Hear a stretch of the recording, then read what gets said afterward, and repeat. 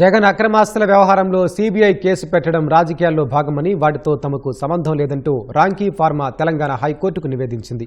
దాని ఆధారంగా ED case పెట్టి జప్తు చేసిన తమ ప్లాట్లను విడుదల చేయాలన్న మధ్యంతర ఉత్తర్వులపై విచారణ చేపట్టాలని కోరింది. ఆ ఆస్తుల జప్తు చెల్లదంటూ అప్పీలేట్ ట్రైబ్యునల్ వెలువరించిన తీర్పుపై ఈడీ, రాంకీ హైకోర్టులో అప్పీలు దాఖలు చేశాయి. వీటిపై జస్టిస్ పి శాంకోసి, జస్టిస్ నందికొండ నర్సింగరావులతో కూడిన ధర్మాసనం విచారించింది.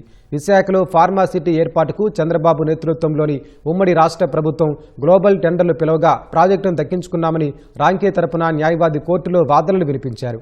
పర్యావరణ పరిరక్షణ కోసం ఫార్మా సిటీ అవతల 1/2 కిలోమీటర్ గ్రీన్ బెల్ట్ ఏరియాగా బఫర్ జోన్ వదిలిపెట్టాలని సుప్రీంకోర్టు కమిటీ ఆదేశించిందని, తర్వాత అధికారంలోకి వైఎస్ రాజశేఖర రెడ్డి లోపలే 250 మీటర్ల బఫర్ జోన్ వదిలిపెట్టాలని సూచించారని కోర్టుకు తెలిపింది.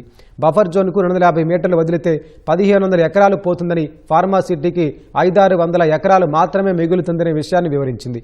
టెండర్ ఒప్పందం ప్రకారం 50 మీటర్లు గ్రీన్ బెల్ట్ ప్రాంతంగా వదిలిపెడతామని తాము ప్రతిపాదించామని, దానికి రాజశేఖర రెడ్డి అంగీకరించారని కోర్టుకు తెలిపింది.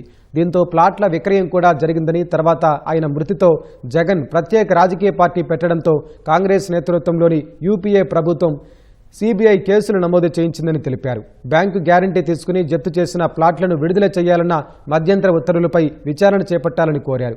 వాదనలు వినిపించడానికి అదనపు సొలిసిటర్ జనరల్ గడువు కోరడంతో విచారణను కోర్టు ఈ నెల 12వ తేదీకి వాయిదా వేసింది.